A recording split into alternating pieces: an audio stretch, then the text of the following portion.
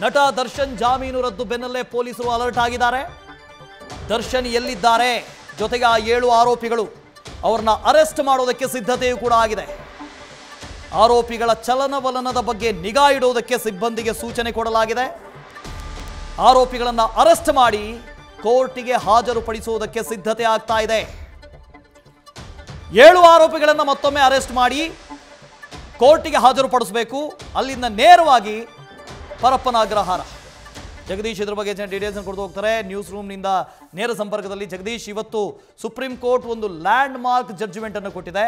ಅವರು ಕೊಟ್ಟಂತ ಕಾರಣಗಳು, ಅದರ ಜೊತೆಗೆ ಮುಂದಿನ ಪ್ರಕ್ರಿಯೆ ಹೇಗಿರುತ್ತೆ ಅಂತ. ವಾಸು, ಇವತ್ತು ಸುಪ್ರೀಂ ಕೋರ್ಟ್ನಲ್ಲಿ ದರ್ಶನ್ ಸೇರಿ ಒಟ್ಟು 7 ಜನರಿಗೆ ಏನಂದ್ರೆ ಬೇಲನ್ನು ರದ್ದು ಮಾಡುವಂತಹ ವಿಚಾರವನ್ನ ಏನಂದ್ರೆ ಸುಪ್ರೀಂ ಕೋರ್ಟ್ನ ನ್ಯಾಯಮೂರ್ತಿಗಳು ಮಹದೇವನ್ ಅವರು ಮಾಡ್ತಾರೆ. ಬಹಳಷ್ಟು ಇಂಟ್ರೆಸ್ಟಿಂಗ್ ವಿಚಾರ ಏನಂತಂದ್ರೆ ಇದು ಕೇವಲ ಇದೊಂದೇ ಪ್ರಕರಣಕ್ಕಲ್ಲ, ಈ ರೀತಿಯ ಇನ್ಫ್ಲೂಯೆನ್ಸ್ಡ್ ಇರುವಂತಹ ಪ್ರಕರಣಗಳು ಏನೇನೆಲ್ಲ ಇದಾವೆ, ಮತ್ತೆ ಟೆಕ್ನಿಕಲಿ ಎವಿಡೆನ್ಸ್ ಇಲ್ಲ ಅನ್ನುವಂತಹ ಒಂದೇ ಒಂದು ಕಾರಣಕ್ಕೆ ಏನಂದ್ರೆ ದೊಡ್ಡ ಪ್ರಕರಣಗಳಲ್ಲಿ ಕೊಲೆ ಆಗಿರ್ತಕ್ಕಂತಹ ಪ್ರಕರಣಗಳಲ್ಲಿ ಏನಂದ್ರೆ ಜಾಮೀನು ನೀಡುವಂಥದ್ದು ಎಷ್ಟರ ಮಟ್ಟಿಗೆ ಸರಿ ಅನ್ನುವಂತಹ ಪ್ರಶ್ನೆಗೆ ಇವತ್ತು ಸುಪ್ರೀಂ ಕೋರ್ಟ್ ಅದರ ಉತ್ತರವನ್ನು ಕೊಟ್ಟ ಹಾಗೆ ಕಾಣಿಸ್ತಾ ಇದೆ. ಯಾಕಂದ್ರೆ ಇವರ ಜಜ್ಮೆಂಟ್ ಅಲ್ಲಿ ಬಹಳಷ್ಟು ಮೆನ್ಷನ್ ಮಾಡಿ ಹೇಳುವಂಥದ್ದು, ಪರ್ದಿವಾಲಾ ಅವರು ಏನಂದ್ರೆ ಈ ಒಂದು ಮಹಾದೇವನವರು ಕೊಟ್ಟಿರ್ತಕ್ಕಂತಹ ಆದೇಶಕ್ಕೆ ಏನಂತಂದ್ರೆ ಆಡ್ ಆನ್ ಮಾಡಿ ಹೇಳ್ತಾರೆ, ಇದು ಒಂದು ಲ್ಯಾಂಡ್ ಮಾರ್ಕ್ ಜಜ್ಮೆಂಟ್ ಅಂತ. ಅಂದ್ರೆ ಇಂತಹ ಪ್ರಕರಣಗಳಲ್ಲಿ ಆರೋಪಿಯ ಏನಂದ್ರೆ ಹಿನ್ನೆಲೆಯನ್ನ ನೋಡೋದಲ್ಲ, ಆರೋಪಿ ಏನಂದ್ರೆ ದೊಡ್ಡವರು ಇದಾರೋ ಚಿಕ್ಕವರು ಇದ್ದಾರೆ ಅಂತ ನೋಡೋದಲ್ಲ, ಪ್ರಕರಣದ ಪ್ರಾಮುಖ್ಯತೆಯನ್ನು ಅಳ್ಕೊಳ್ಬೇಕಾಗತ್ತೆ. ಈ ಹಿಂದೆ ಏನಂತಂದ್ರೆ ಹೈಕೋರ್ಟ್ ಕೊಟ್ಟಿರ್ತಕ್ಕಂತಹ ಆದೇಶ ಏನಿದೆ ಆ ಸಂದರ್ಭದಲ್ಲಿ ಜಾಮೀನು ಕೊಡುವಂತಹ ಸಂದರ್ಭದಲ್ಲಿ ವಿವೇಚನೆಯನ್ನ ಬಳಸಿಲ್ಲ ಅನ್ನುವಂತಹ ಕಟುವಾದ ಪದಗಳನ್ನ ಬಳಕೆ ಮಾಡ್ತಾರೆ. ಅಂದ್ರೆ ಇಂತಹ ಪ್ರಕರಣಗಳು ದೇಶದಲ್ಲಿ ಏನಂತಂದ್ರೆ ಬೇರೆ ಬೇರೆ ಏನಂದ್ರೆ ಆರೋಪಿಗಳು ತಪ್ಪಿಸ್ಕೊಳ್ಳೋದಕ್ಕೂ ಸಹಿತ ಅವಕಾಶ ಆಗಬಹುದು ಅನ್ನುವಂತಹ ಅರ್ಥದಲ್ಲಿ ಏನಂತಂದ್ರೆ ಈ ಒಂದು ಜಜ್ಮೆಂಟ್ ಓದುವಂತಹ ಸಂದರ್ಭದಲ್ಲಿ ಮೆನ್ಷನ್ ಮಾಡಿರುವಂತದ್ದು. ಮತ್ತೆ ಅವರು ಹೇಳ್ತಾರೆ, ಆರೋಪಿಗಳಿಗೆ ಜೈಲಿನಲ್ಲಿ ರಾಜಾತಿಥ್ಯ ವಿಚಾರವಾಗ್ಲೂ ಸಹಿತ ಮೆನ್ಷನ್ ಮಾಡ್ತಾರೆ. ಯಾವಾಗ ಈ ವಿಚಾರಣೆ ನಡೆಯುತ್ತೆ ಅಂದ್ರೆ ಜೈಲಿ ಜಾಮೀನನ್ನು ಕೊಡಬೇಕಾ ಬೇಡವಾ ಅನ್ನುವಂತಹ ಪ್ರಕರಣಕ್ಕೆ ಸಂಬಂಧಪಟ್ಟ ಹಾಗೆ ವಾದ ಮತ್ತೆ ಪ್ರತಿವಾದ ನಡೆಯುವಂತಹ ಸಂದರ್ಭದಲ್ಲಿ ನಾವು ಅಬ್ಸರ್ವೇಷನ್ ಅನ್ನ ಮಾಡಿದ್ವಿ. ಆ ಅಬ್ಸರ್ವೇಷನ್ ಅಲ್ಲಿ ನಮಗೆ ಮೊದಲು ಗೊತ್ತಾಗಿದ್ದೇನೆಂದ್ರೆ ಜೈಲಿನಲ್ಲೇ ಕೂತ್ಕೊಂಡೆ ಆ ವ್ಯಕ್ತಿ ಅಂದ್ರೆ ದರ್ಶನ್ ರಾಜಾತಿಥ್ಯವನ್ನು ಪಡ್ಕೊಳ್ಳುವಂತಹ ಕೆಲಸವನ್ನ ಮಾಡ್ತಾನೆ. ಆ ಫೋಟೋ ಇಡೀ ಮಾಧ್ಯಮಗಳಲ್ಲಿ ಬರುತ್ತೆ, ಎಲ್ಲಾ ಕಡೆನೂ ಬಂದಿರತಕ್ಕಂಥದ್ದು. ಅಂದ್ರೆ ಎಷ್ಟರ ಮಟ್ಟಿಗೆ ಪ್ರಭಾವಳಿಯನ್ನ ಬೀರುವಂತದ್ದಾಗಿದೆ. ಮತ್ತೆ ಜೈಲಧಿಕಾರಿಗಳ ಅಲ್ಲಿ ಏನಂದ್ರೆ ಕರ್ತವ್ಯ ಲೋಪ ಎಷ್ಟರ ಮಟ್ಟಿಗೆ ಕಾಣಿಸ್ತಾ ಇದೆ. ಈ ರೀತಿಯಾದಂತಹ ಘಟನೆಗಳು ಮತ್ತೊಂದು ಬಾರಿ ಏನಾದರೂ ಕಂಡು ಬಂದಿದ್ದೆ ಆದ್ರೆ ನೇರವಾಗಿ ಜೈಲಧಿಕಾರಿಗಳ ವಿರುದ್ಧವಾಗಿ ಕ್ರಮಗಳನ್ನು ಕೈಗೊಳ್ಳುತ್ತೀವಿ. ಈಗಾಗಲೇ ಏನಂತಂದ್ರೆ ಯಾವಾಗ ಈ ರೀತಿಯ ರಾಜಾತಿಥ್ಯ ವಿಚಾರಗಳು ಹೊರಗಡೆ ಬರುತ್ತೆ, ಮಾಹಿತಿ ಗೊತ್ತಾಗುತ್ತೆ, ಸರ್ಕಾರ ಅವರನ್ನ ಆ ಕೂಡಲೇ ಸಸ್ಪೆಂಡ್ ಅನ್ನ ಮಾಡಬೇಕಿತ್ತು. ಆದ್ರೆ ಮಾಡಿಲ್ಲ. ಆದ್ರೆ ಮುಂದಿನ ದಿನಗಳಲ್ಲಿ ಅಧಿಕಾರಿಗಳ ವಿರುದ್ಧವಾಗಿ ಮತ್ತೆ ಸರ್ಕಾರದ ವಿರುದ್ಧವಾಗಿ ಸ್ವತಃ ಗೃಹ ಇಲಾಖೆಯ ವಿರುದ್ಧವಾಗಿ ಏನಂತಂದ್ರೆ ನಾವು ಆದೇಶವನ್ನು ಕೊಡಬೇಕಾಗುತ್ತೆ ಅನ್ನುವಂಥ ವಿಚಾರವನ್ನ ಇವತ್ತಿನ ಏನಂದ್ರೆ ಜಡ್ಜ್ಮೆಂಟ್ ಸಂದರ್ಭದಲ್ಲಿ ಮೆನ್ಷನ್ ಮಾಡುವಂತಹ ಕೆಲಸವನ್ನ ಮಾಡ್ತಾರೆ. ಮತ್ತೆ ಇನ್ನೊಂದು ಯಾರ್ಯಾರಿಗೆ ಸಂಕಷ್ಟ ಎದುರಾಯಿತು ಈ ಒಂದು ಆದೇಶದಿಂದ ಅಂತ ನೋಡ್ತಾ ಹೋದ್ರೆ ಒಟ್ಟು 7 ಜನ ಆರೋಪಿಗಳಿಗೆ, ಅದರಲ್ಲಿ ಪ್ರಮುಖವಾಗಿ ನಟ ದರ್ಶನ್, ಎರಡನೇದಾಗಿ ಪವಿತ್ರ ಗೌಡ, ಮೂರನೇದಾಗಿ A14 ಆರೋಪಿಯಾಗಿರುವಂತಹ ಪ್ರದೂಷ್, ಮತ್ತೆ A12 ಆರೋಪಿಯಾಗಿರ್ತಕ್ಕಂತಹ ಲಕ್ಷ್ಮಣ್, ಅದರ ಜೊತೆಗೆ A7 ಆರೋಪಿಯಾಗಿರ್ತಕ್ಕಂತಹ ಅನುಕುಮಾರ್, ಮತ್ತೆ A6 ಆರೋಪಿಯಾಗಿರುವಂತಹ ಜಗದೀಶ್. ಇಷ್ಟು ಜನರಿಗೂ ಸಹಿತ ಇವತ್ತು ಏನಂದ್ರೆ ಜಾಮೀನನ್ನ ರದ್ದು ಮಾಡಿರುವಂತಹ ಕಾರಣಕ್ಕಾಗಿ, ಯಾಕಂದ್ರೆ ಇವ್ರದ್ದು ಪಾತ್ರ ಈ ಒಂದು ಕೊಲೆಯಲ್ಲಿ, ರೇಣುಕಾಸ್ವಾಮಿ ಕೊಲೆಯಲ್ಲಿ ನೇರ ಕಾಣ ಸಿಗ್ತಾ ಇದೆ. ಒಂದು ಟೆಕ್ನಿಕಲ್ ಎವಿಡೆನ್ಸ್ ಅನ್ನ ಇಲ್ಲಿ ಮೆನ್ಷನ್ ಮಾಡುವಂತಹ ಸಂದರ್ಭದಲ್ಲೂ ಸಹಿತ ಏನಂದ್ರೆ ಸರ್ಕಾರದ ಪರ ವಕೀಲರು ವಾದವನ್ನ ಮಾಡುವಂತಹ ಸಂದರ್ಭದಲ್ಲಿ ಕೆಲವೊಂದು ಮೆನ್ಷನ್ ಮಾಡ್ತಾರೆ. ಅಂದ್ರೆ ಯಾವ ರೀತಿಯಾಗಿ ದರ್ಶನ್ಗೂ ಈ ಪ್ರಕರಣಕ್ಕೂ ಏನಂದ್ರೆ ಲಿಂಕ್ ಇದೆ, ಮತ್ತೆ ದರ್ಶನ್ ಯಾವ ರೀತಿಯಾಗಿ ಈ ಪ್ರಕರಣದಲ್ಲಿ ಭಾಗಿಯಾಗಿದ್ದಾನೆ, ಪವಿತ್ರ ಗೌಡ ಪಾತ್ರ ಏನು ಅನ್ನುವಂತಹ ಪೂರ್ತಿ ವಿವರವನ್ನ ಕೊಡುವಂತಹ ಕೆಲಸವನ್ನ ಮಾಡ್ತಾರೆ. ಯಾವಾಗ ಆ ಪಟ್ಟಣಗೆರೆ ಶೆಡ್ ನಲ್ಲಿ ಏನಂದ್ರೆ ಆರೋಪಿ ಎಲ್ಲರೂ ಸಹಿತ ಏನಂತಂದ್ರೆ ಇರುವಂತಹ ಸಂದರ್ಭದಲ್ಲಿ ಅವರ ಲೊಕೇಶನ್, ಮೊಬೈಲ್ ಲೊಕೇಶನ್ ಏನಂತಂದ್ರೆ ಒಂದೇ ಕಡೆಗೆ ಇರುವಂತದ್ದು. ಮತ್ತೆ ಅದಾದ್ಮೇಲೆ ಘಟನೆ ನಡೆದ ಆದ್ಮೇಲೂ ಸಹಿತ ನಿರಂತರವಾಗಿ ದರ್ಶನ್ ಜೊತೆಗೆ ದೂರವಾಣಿ ಸಂಪರ್ಕದಲ್ಲಿ ಇವರು ಉಳಿದಿರ್ತಕ್ಕಂತಹ ಆರೋಪಿಗಳು ಸಂಪರ್ಕದಲ್ಲಿ ಇರೋದು. ಅದರ ಜೊತೆಗೆ ಏನಂತಂದ್ರೆ ದರ್ಶನ್ ಬೂಟಿನ ಮಣ್ಣು, ಆ ಬೂಟಿಗೆ ಹತ್ತಿರತಕ್ಕಂತಹ ಮಣ್ಣು ಮತ್ತೆ ಪಟ್ಟಣಗೆರೆ ಶೆಡ್ ಅಲ್ಲಿ ಇರುವಂತಹ ಮಣ್ಣನ್ನ ಏನಂದ್ರೆ ಟೆಸ್ಟ್ ಮಾಡಿದಂತಹ ಸಂದರ್ಭದಲ್ಲಿ ಎರಡೂ ಒಂದೇ ಆಗಿರುತ್ತೆ. ಮತ್ತೆ ಆರೋಪಿಗಳು ಆ ಒಂದು ಘಟನೆ ನಡೆದಂತಹ ಸಂದರ್ಭದಲ್ಲಿ ಅಂದ್ರೆ ಕೊಲೆ ಮಾಡುವಂತಹ ಸಂದರ್ಭದಲ್ಲಿ, ಕೃತ್ಯ ನಡೆಸಿರುವಂತಹ ಸಂದರ್ಭದಲ್ಲಿ ಅಲ್ಲಿ ಏನಂದ್ರೆ ಹೊಡೆದಂತಹ ಸಂದರ್ಭದಲ್ಲಿ ರಕ್ತದ ಕಲೆಗಳಿದಾವಲ್ಲ, ಬಹಳಷ್ಟು ಜನ ಆರೋಪಿಗಳ ಶರ್ಟ್ ಮೇಲ್ಗಡೆ ಇತ್ತು ಅನ್ನುವಂತಹ ವಿಚಾರಗಳನ್ನ ಮೆನ್ಷನ್ ಮಾಡ್ತಾರೆ. ಈ ಎಲ್ಲಾ ವಿಚಾರಗಳನ್ನ ಇಟ್ಕೊಂಡು ಏನಂದ್ರೆ ದರ್ಶನ್ ಅವರಿಗೆ ನೇರವಾಗಿ ಈ ಪ್ರಕರಣದಲ್ಲಿ ಅವರ ಪಾತ್ರ ಇದೆ, ಮತ್ತೆ ಪವಿತ್ರ ಗೌಡ ಪಾತ್ರ ಏನು ಅನ್ನುವಂತಹ ಪ್ರಶ್ನೆಯೂ ಸಹಿತ ವಿಚಾರಣೆ ಸಂದರ್ಭದಲ್ಲಿ ಮೆನ್ಷನ್ ಆಗುತ್ತೆ.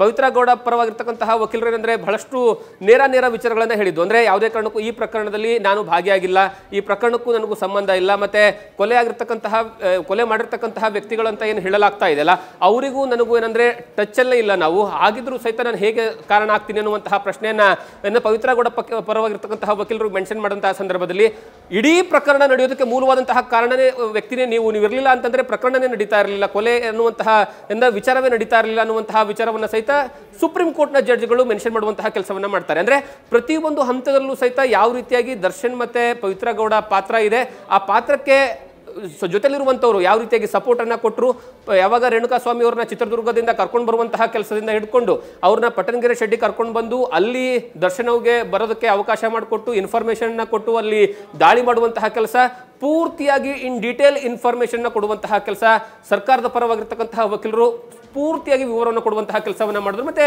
ಸುಪ್ರೀಂ ಕೋರ್ಟ್ಗೆ ಅದು ಮನವರಿಕೆ ಆಯಿತು. ಮನವರಿಕೆ ಯಾಕಾಯಿತು? ಈ ಆರೋಪಿ ಅಂದ್ರೆ ದರ್ಶನ್ ಆರೋಪಿ ಏನಿದಾರಲ್ಲ, ಈ ಆರೋಪಿ ಯಾವಾಗ ಬೇಲ್ ಸಿಗುತ್ತೆ, ಡಿಸೆಂಬರ್ ತಿಂಗಳಲ್ಲಿ ಬೇಲ್ ಸಿಗುತ್ತೆ, ಡಿಸೆಂಬರ್ನಲ್ಲಿ ಬೇಲ್ ಸಿಕ್ಕ ನಂತರವೇ ಚಿಕ್ಕಣ್ಣನ ಜೊತೆ ಹೋಗಿ ಕೂತ್ಕೊಂಡು ಹಾಸ್ಯ ನಟ ಚಿಕ್ಕಣ್ಣ ಇದಾರಲ್ಲ ಅವ್ರ ಜೊತೆ ಹೋಗಿ ಕೂತ್ಕೊಂಡು ಮೂವಿಯನ್ನ ನೋಡ್ತಾರೆ. ಚಿಕ್ಕಣ್ಣ ಈ ಪ್ರಕರಣದಲ್ಲಿ ಸಾಕ್ಷಿಯಾಗಿರ್ತಾರೆ. ಸಾಕ್ಷಿಯ ಜೊತೆಗೆ ಕೂತ್ಕೊಂಡು ಮೂವಿ ನೋಡುವಂಥದ್ದು ವಿಚಾರವಾಗ್ಲೂ ಸಹಿತ ಚರ್ಚೆ ಆಗುತ್ತೆ. ಅಂದ್ರೆ ಸಾಕ್ಷಿಗಳ ಮೇಲೆ ಪರಿಣಾಮ ಬೀರುವಂತಹ ಸಾಧ್ಯತೆಗಳು ಇದೆ ಅನ್ನುವಂಥದ್ದು ಸಹಿತ ಸರ್ಕಾರದ ಪರ ವಕೀಲರು ಏನಂದ್ರೆ ಮೆನ್ಷನ್ ಮಾಡುವಂತಹ ಕೆಲಸವನ್ನ ಮಾಡ್ತಾರೆ. ಹೀಗಾಗಿ ಪ್ರತಿಯೊಂದು ಹಂತದಲ್ಲೂ ಸಹಿತ ದರ್ಶನ್ಗೆ ಯಾವ ರೀತಿಯಾಗಿ ಅಂತಂದ್ರೆ ಕಂಟಕ ಆಗ್ತಾ ಹೋಯ್ತು, ಬೇಲ್ ವಿಚಾರದಲ್ಲಿ ಕಗ್ಗಂಟಾಯ್ತು ಅನ್ನುವಂಥದ್ದಕ್ಕೆ ಸುಪ್ರೀಂ ಕೋರ್ಟ್ ಅಲ್ಲಿ ನಡೆದಿರ್ತಕ್ಕಂತಹ ವಾದ ಮತ್ತೆ ಪ್ರತಿವಾದಗಳೇ ಬಹಳಷ್ಟು ಬೆಸ್ಟ್ ಎಕ್ಸಾಂಪಲ್. ಮತ್ತೆ ಇನ್ನೊಂದು ವಿಚಾರ ಸರ್ಕಾರದ ಪರವಾಗಿರ್ತಕ್ಕಂತಹ ವಕೀಲರು ಹೇಳಿರೋದಂದ್ರೆ 3 ಸೆಕೆಂಡಿನ ವಿಡಿಯೋ ಇದೆ ಪ್ರಕರಣಕ್ಕೆ ಸಂಬಂಧಪಟ್ಟ ಹಾಗೆ. ಮತ್ತೆ ಆ ಒಂದು ಗಾಡಿ ಅಂದ್ರೆ ಪಟ್ಟಣಗೆರೆ ಶೆಡ್ ಒಳಗಡೆ ಹೋಗುವಂತಹ ಸಂದರ್ಭದಲ್ಲಿ ಯಾವ ವೆಹಿಕಲ್ ಹೋಗಿದೆ ಒಳಗಡೆ ಮತ್ತೆ ಯಾವ ವೆಹಿಕಲ್ ಹೊರಗಡೆ ಬಂದಿದೆ, ಜೀಪ್ನ ಒಳಗಡೆ ಹೋದಂತಹ ಸಂದರ್ಭದಲ್ಲಿ ಪರಿಸ್ಥಿತಿ ಹೇಗಿತ್ತು, ಹೊರಗಡೆ ಬಂದಂತಹ ಸಂದರ್ಭದ ಟೈಮ್ ಅನ್ನ ಮ್ಯಾಚ್ ಮಾಡುವಂತಹ ಕೆಲಸಗಳನ್ನ ಮಾಡ್ತಾರೆ.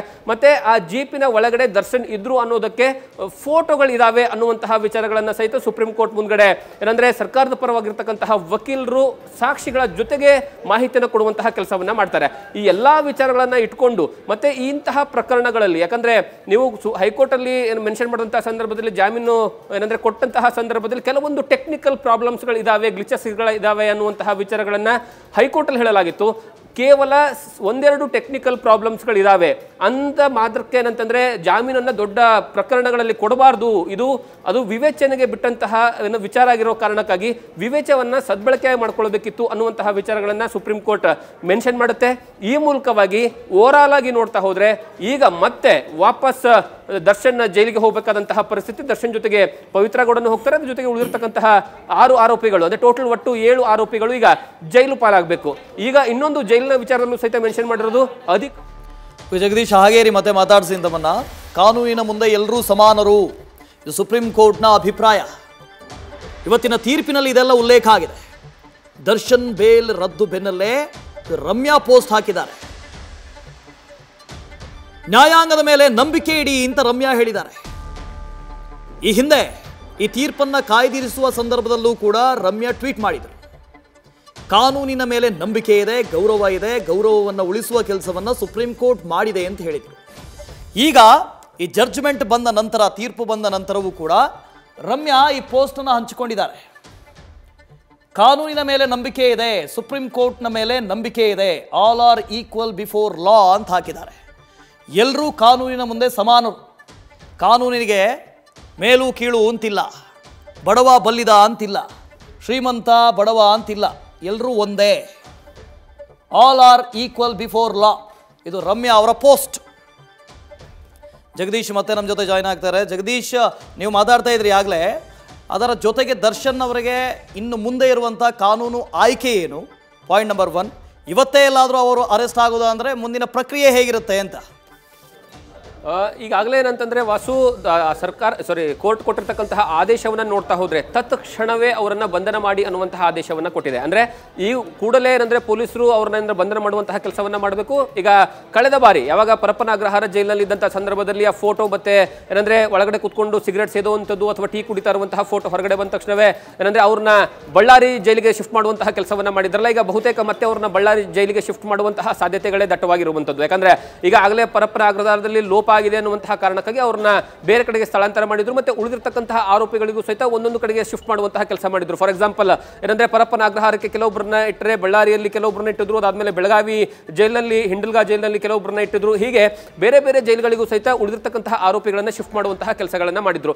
ಈಗಲೂ ಸಹ ಏನಂದ್ರೆ ಈ ಹಿಂದೆ ಇದ್ದಂತಹ ರೀತಿಯಲ್ಲೇ ಅಂದ್ರೆ ಈಗ ಫಾರ್ ಎಕ್ಸಾಂಪಲ್ ಜೈಲಿನಲ್ಲಿ ಅಂದ್ರೆ ಬಳ್ಳಾರಿ ಜೈಲಿನಲ್ಲಿ ದರ್ಶನ್ ಇದ್ರಲ್ಲ, ಈಗ ಮತ್ತೆ ದರ್ಶನನ್ನ ಬಳ್ಳಾರಿ ಜೈಲಿಗೆ ಕಳಿಸುವಂತಹ ಸಾಧ್ಯತೆ ಇದೆ. ಪರಪ್ಪನ ಅಗ್ರಹಾರಕ್ಕೆ ಪವಿತ್ರ ಗೌಡ ಹೋಗುವಂತಹ ಸಾಧ್ಯತೆ ಸಾಧ್ಯತೆಗಳಿದಾವೆ. ಈ ಪ್ರಕ್ರಿಯೆ ನಡೆದು ಹೋಗುತ್ತೆ. ಮತ್ತೆ ಕಾನೂನಾತ್ಮಕವಾಗಿ ಈ ಒಂದು ಬೇಲ್ ಅರ್ಜಿಯ ವಿಚಾರವಾಗಿ ಮೇಲ್ಮನವಿ ಸಲ್ಲಿಸುವಂತಹ ಸಾಧ್ಯತೆಗಳು ತೀರಾ ಕಡಿಮೆ. ಯಾಕಂದ್ರೆ ಈಗ ಸದ್ಯ ಇರುವಂತಹ ಮಾಹಿತಿಯ ಪ್ರಕಾರ, ಯಾಕಂದ್ರೆ ಅವರು ಲಾಯರ್ಸ್ಗಳು ಕೊಟ್ಟಿರ್ತಕ್ಕಂತಹ ಮಾಹಿತಿಯ ಪ್ರಕಾರ ಸದ್ಯ ನಮ್ಮ ಹತ್ರ ಎವಿಡೆನ್ಸ್ಗಳ ವಿಚಾರದಲ್ಲಿ ಏನಂದ್ರೆ ಕೋರ್ಟ್ ಪೂರ್ತಿಯಾಗಿ ಏನಂದ್ರೆ ಸಂಪೂರ್ಣವಾಗಿ ಏನಂದ್ರೆ ಒಪ್ಪಿಗೆಯನ್ನ ಸೂಚಿಸುವಂತಹ ರೀತಿಯಲ್ಲಿ ಏನಂತಂದ್ರೆ ನಾವು ಅದನ್ನ ಡಿಫೈನ್ ಮಾಡುವಂತಹ ಕೆಲಸವನ್ನ ಮಾಡಿದ್ವಿ ಅಂತ ಹೇಳ್ತು. ಅದರ ಜೊತೆಗೆ ಅಂದ್ರೆ ಈ ಒಂದು ಪ್ರಕರಣ ಕೇವಲ ದರ್ಶನ್ಗೆ ಮಾತ್ರ ಸೀಮಿತ ಆಗಿರುವಂತದ್ದಲ್ಲ. ದರ್ಶನ್ ಜೊತೆಗೆ ಇಂತಹ ಪ್ರಕರಣಗಳಲ್ಲಿ ಯಾರೆಲ್ಲ ಬೇರೆ ಬೇರೆ ಪ್ರಕರಣಗಳಲ್ಲಿ ಏನೋ ಜೈಲಿಗೆ ಹೋಗಿರ್ತಾರೆ ಅವರಿಗೆ ಬೇಲ್ ಕೊಡುವಂತಹ ಸಂದರ್ಭದಲ್ಲಿ ವಿವೇಚನೆಯನ್ನ ಬಳಸಿ ಅನ್ನುವಂತಹ ವಿಚಾರ ಮತ್ತೆ ಎಲ್ಲ ಕೆಳಹಂತದ ನ್ಯಾಯಾಲಯಗಳಿಗೆ ಮತ್ತೆ ಹೈಕೋರ್ಟ್ಗಳಿಗೆ, ದೇಶದ ಎಲ್ಲಾ ಹೈಕೋರ್ಟ್ಗಳಿಗೂ ಸಹಿತ ಇದರ ಆದೇಶವನ್ನ ಕಾಪಿಯನ್ನು ಕಳಿಸಿ ಅನ್ನುವಂತಹ ಸಂದೇಶವನ್ನ ಕಟುವಾಗಿ ಹೇಳಿರುವಂತಹ ಕಾರಣಕ್ಕಾಗಿ ಬಹುತೇಕ ದರ್ಶನ್ಗೆ ಜೈಲಲ್ಲೇ ಇರಬೇಕಾದಂತಹ ಅನಿವಾರ್ಯದ ಪರಿಸ್ಥಿತಿ. ಮತ್ತೆ ಅವರು ಇನ್ನೊಂದು ಮೆನ್ಷನ್ ಮಾಡಿದ್ದಾರೆ, ಆದಷ್ಟು ಬೇಗ ಟ್ರಯಲ್ ಅನ್ನ ಆರಂಭ ಮಾಡಿ, ಟ್ರಯಲ್ ಅನ್ನ ಮುಗಿಸ್ಬಿಡಿ ಅನ್ನುವಂತಹ ವಿಚಾರವನ್ನ ಹೇಳಿದ್ದಾರೆ. ಅಂದ್ರೆ ಎಲ್ಲಿವರೆಗೆ ಟ್ರಯಲ್ ಕಂಪ್ಲೀಟ್ ಆಗೋದಿಲ್ವೋ ಅಲ್ಲಿವರೆಗೂ ಸಹಿತ ದರ್ಶನ್ಗೆ ಮತ್ತೆ ಏನಂದ್ರೆ ಜಾಮೀನು ಸಿಗುವಂಥದ್ದು ತೀರಾ ವಿರಳ. ಯಾಕಂದ್ರೆ ಈ ಹಿಂದೆ ಕೆಲವೊಂದು ಪ್ರಕರಣಗಳಲ್ಲಿ ವಿನಯ್ ಕುಲಕರ್ಣಿಯ ಪ್ರಕರಣದ ಒಂದು ಎಕ್ಸಾಂಪಲ್ ಕೊಡ್ತೀನಿ ನಿಮಗೆ. ವಿನಯ್ ಕುಲಕರ್ಣಿ ಯಾವಾಗ ಬೇಲ್ ಮೇಲೆ ಹೊರಗಡೆ ಬರ್ತಾರೆ, ಹೊರಗಡೆ ಬಂದ ತಕ್ಷಣವೇ ಕೆಲವೊಬ್ಬರನ್ನ ಏನಂದ್ರೆ ಹೋಟ್ಲಲ್ಲೇ ಕೂತ್ಕೊಂಡು ಕನ್ವಿನ್ಸ್ ಮಾಡುವಂತಹ ಕೆಲಸವನ್ನ ಮಾಡ್ತಾರೆ. ಸಾಕ್ಷಿಗಳನ್ನ ನಾಶ ಮಾಡೋ ಸಲುವಾಗಿ ಅವರಿಗೆ ಏನಂದ್ರೆ ಹಣವನ್ನು ಕೊಟ್ಟು ಅವರಿಂದ ಏನಂತಂದ್ರೆ ಏನೋ ಸಾಕ್ಷಿಗಳಿಂದ ಹೊರಗಡೆ ಬರುವಂತಹ ಕೆಲಸಕ್ಕೆ ಏನಂತಂದ್ರೆ ಟ್ರಯಲ್ ಮಾಡ್ತಿರ್ತಾರಲ್ಲ, ಅದೇ ರೀತಿಯಾದಂತಹ ವಿಚಾರ ಇಲ್ಲೂ ಸಹಿತ ಪರಿಣಾಮ ಬೀರ್ಬೋದು ಅನ್ನುವಂತಹ ಲೆಕ್ಕಾಚಾರದ ವಿಚಾರಗಳ ಬಗ್ಗೆನೂ ಸಹಿತ ದೊಡ್ಡ ಮಟ್ಟದಲ್ಲಿ ಚರ್ಚೆ ಆಗ್ತಾ ಇದ್ವು. ಹಾಗಾಗಿ ಈಗ ಈ ಪ್ರಕರಣದಲ್ಲಿ ನೋಡ್ತಾ ಹೋದ್ರೆ ನೀವು ಯಾವುದೇ ಕಾರಣಕ್ಕೂ ಸಹಿತ ಈಗಿನ ಸದ್ಯದ ಪರಿಸ್ಥಿತಿಯಲ್ಲಿ ಏನೋ ಕೋರ್ಟ್ ಕೊಟ್ಟಿರ್ತಕ್ಕಂತಹ ಆದೇಶವನ್ನ ನೀವು ನೋಡ್ತಾ ಹೋದ್ರೆ ಕಟುವಾದ ಪದಗಳಿಂದ ಟೀಕಿಸಿರುವಂಥದ್ದು ಮತ್ತೆ ದರ್ಶನ್ ನಡೆಯ ಬಗ್ಗೆ ಮತ್ತೆ ಯಾರೇ ಕಾನೂನಿನ ಮುಂದೆ ದೊಡ್ಡವರಿರಲಿ ಚಿಕ್ಕವರಿರಲಿ ಅವರೆಷ್ಟೇ ಇನ್ಫ್ಲೂಯೆನ್ಸ್ಡ್ ವ್ಯಕ್ತಿ ಇದ್ರು ಸಹಿತ ಕಾನೂನು ಎಲ್ರಿಗೂ ಒಂದೇ ಅನ್ನುವಂತಹ ವರ್ಡ್ಗಳನ್ನು ಯೂಸ್ ಮಾಡಿರುವಂತಹ ಕಾರಣಕ್ಕಾಗಿ ಬಹುತೇಕ ಈ ಒಂದು ಸಂದರ್ಭದಲ್ಲಿ ಜೈಲು ಬಿಟ್ಟರೆ ಬೇರೆ ಆಪ್ಷನ್ ದರ್ಶನ್ ಆಗಲಿ ಅಥವಾ ಉಳಿದಿರ್ತಕ್ಕಂತಹ ಆರೋಪಿಗಳ ಮೇಲಾಗಲಿ ಇಲ್ಲ ಅನ್ನುವಂಥದ್ದು ಕಾಣಿಸ್ತಾ ಇರುವಂಥದ್ದು. ಆದರೆ ಬಹುತೇಕ ಅವರಿಂದ ಮತ್ತೆ ಏನಂದ್ರೆ ಮೇಲ್ಮನವಿ ಸಲ್ಲಿಸುವಂತಹ ಸಾಧ್ಯತೆಗಳಿರುತ್ತೆ. ಸೊ ಹಾಗಾಗಿ ನೋಡಬೇಕು ಮುಂದಿನ ಹಂತಗಳಲ್ಲಿ ಮೇಲ್ಮನವಿ ಸಲ್ಲಿಸ್ತಾರಾ ಇಲ್ವಾ ಅನ್ನುವಂತಹ ಪ್ರಶ್ನೆ ಈಗಂತೂ ಮೂಡ್ತಾ ಇಲ್ಲ. Vasu. Okay, thank you Jagadish. News first ನಿರ್ಭೀತಿಯಿಂದ ನಿಮ್ಮ ಪರವಾಗಿ.